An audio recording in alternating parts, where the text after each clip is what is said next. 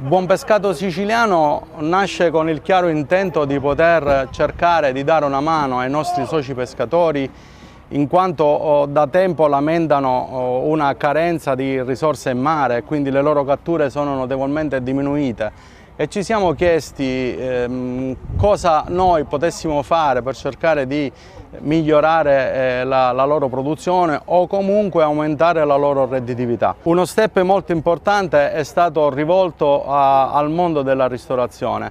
Abbiamo istituito un concorso chiamato Piatti d'autore.